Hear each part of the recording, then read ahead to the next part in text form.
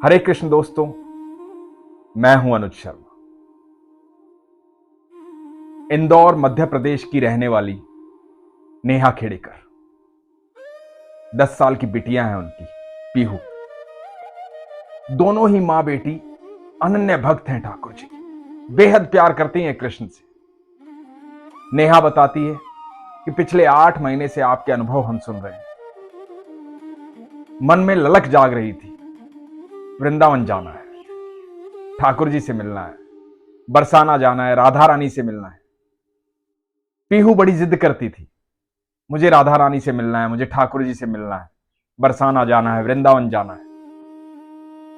पीहू का जन्मदिन आया जुलाई में। नेहा बताती है कि नवरात्रि में हमारे घर लड्डू गोपाल आए थे और ये पिछली नवरात्रि में राधा रानी आई। जब जुलाई में जन्मदिन आया पीहू का, तो राधा रानी ने बुला लिया। नेहा, उनके पति और इनकी बिटिया पीहू ये दिल्ली गए। दिल्ली में इनका परिवार है, उस परिवार के साथ ये बरसाना गए, राधा रानी के महल। जब राधा रानी के महल गए तो नेहा की ननद ने एक फूलों की माला ली राधा रानी के लिए, सफेद फूलों की माला। और नेहा ने भी एक माला ली, जामनी फूलों की माला, पर्पल फूलों की माला।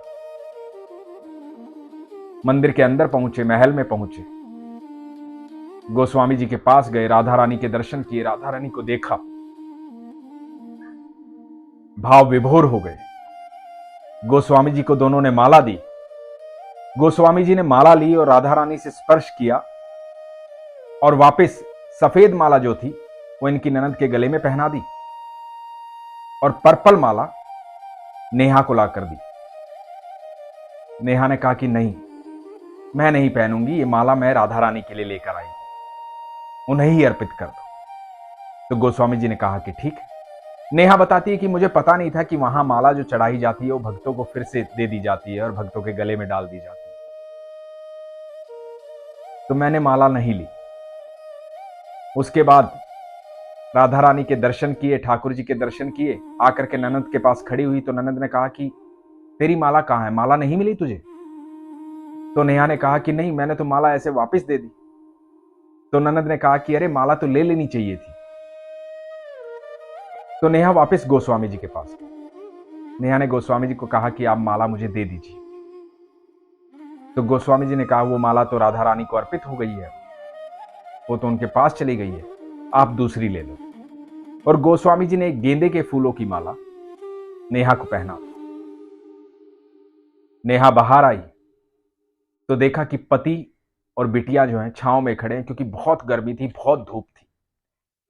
अटारी में एक तरफ छांव में खड़े हैं और नेहा अटारी पर चली और देखने लगी बरसाना को।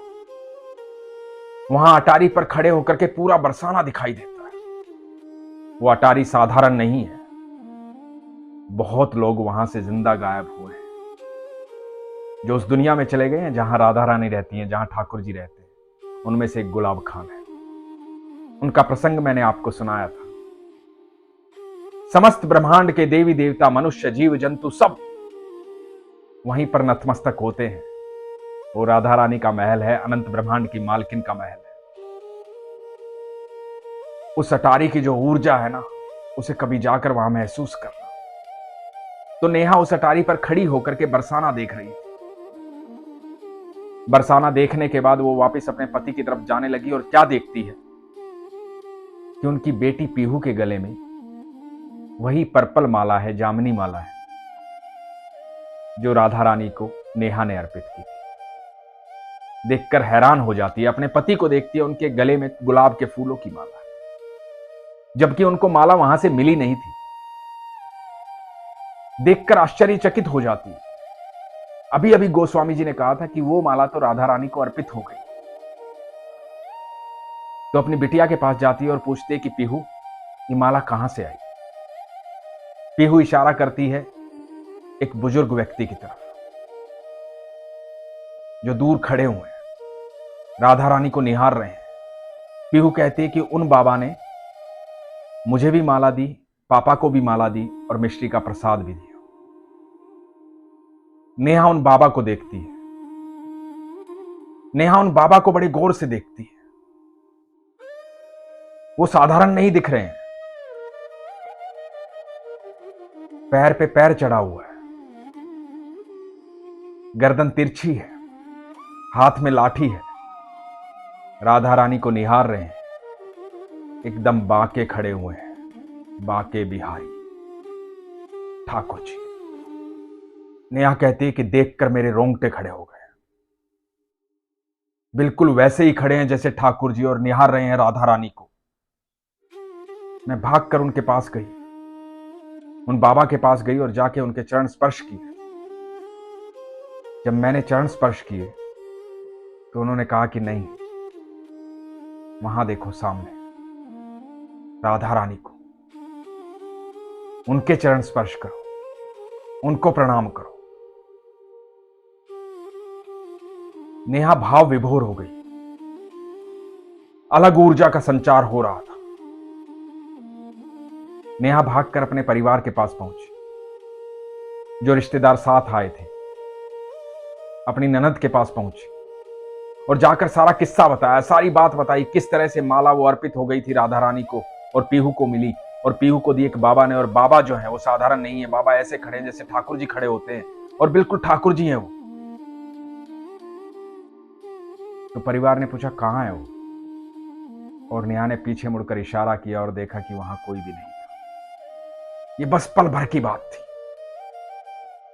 खूब ढूंढा लेकिन वो कहीं नहीं मिले।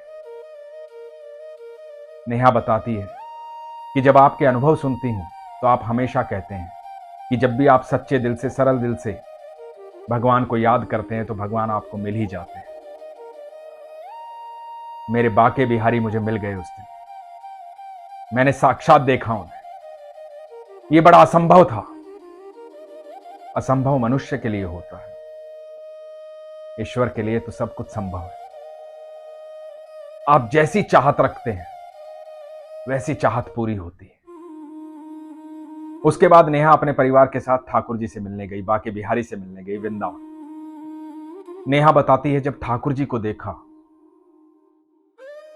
तो निशब्द हो गई, बस देखती रह गई। आंखों से अश्रु बहते रहे।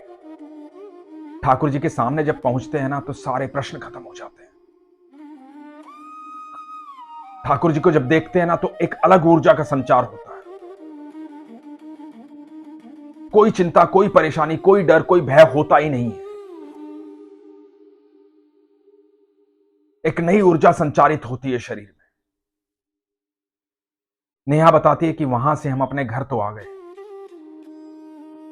पर ऐसा लगता है सिर्फ शरीर वापस आया है, आत्मा वहीं रह गई, दिल वहीं रह गया, मन लगता ही नहीं है। मन तो बरसाना में और वृंदावन में अटक के रह गया। ये बड़ा अद्भुत भाव है नेहा का और पीहू का। सरल भाव है, सहज भाव है। जो ठाकुर के करीब जाता है उसको सबके भीतर ठाकुर नजर आते हैं। जब भी आप ठाकुर जी के करीब जाएंगे आपको इस अनंत ब्रह्मांड में हर जगह वो दिखाई देंगे, क्योंकि वो हर जगह है, कण कण में विद्यमान है। इस प्रसंग से एक बात और आप लोगों को कहना चाहूंगा। आप जब मंदिर जाते हैं, ठाकुर जी के मंदिर, राधा रानी के मंदिर या किसी भी मंदिर, तो बहुत लोग इसलिए परेशान हो जाते हैं कि उनको कोई फूल माला नहीं मिली, कोई फूल नहीं मिला, प्रसाद नहीं मिला, तुलसी पत्र नहीं मिला, बांसुरी नहीं मिली, कुछ मिला नहीं उन्हें। कभी परेशान मत होना, क्योंकि आपको पता ही नहीं कि ठाकुर जी ने आपको क्या दे दिया है। जब आप उस मंदिर से बाहर निकलते हैं ना, आप वो लेकर निकलते हैं जो आपको आने वाले समय में दिखाई देता है, तब दिखाई नहीं देता। इसलिए हमेशा जब भी मंदिर जाएं और मंदिर से बाहर आएं तो ईश्वर का धन्यवाद करें, लगातार धन्यवाद करें। आप विश्वास रखना, आपके मन की हर बात सुनता है वो, क्योंकि हर समय, हर क्षण आप पर सिर्फ उसकी नजर है, क्योंकि बेहद प्यार करता है आपसे। वो पूरी सृष्टि का निर्माता है। वो हमेशा देखता है हमें, हमारा हर कर्म देखता है। ठाकुर जी कहते हैं ना उद्धव को कि मैं साक्षी भाव में सबके साथ रहता हूं। जब आपके भीतर विश्वास जागृत हो जाता है, आस्था जागृत हो जाती है, तो आपके नेत्रों में वो शक्ति आ जाती है कि आपको ठाकुर जी दिखाई देने आरंभ हो जाते हैं। इसलिए हमेशा कहता हूं, अपने विश्वास को मजबूत रखो, अपना ख्याल रखो। हरे कृष्ण।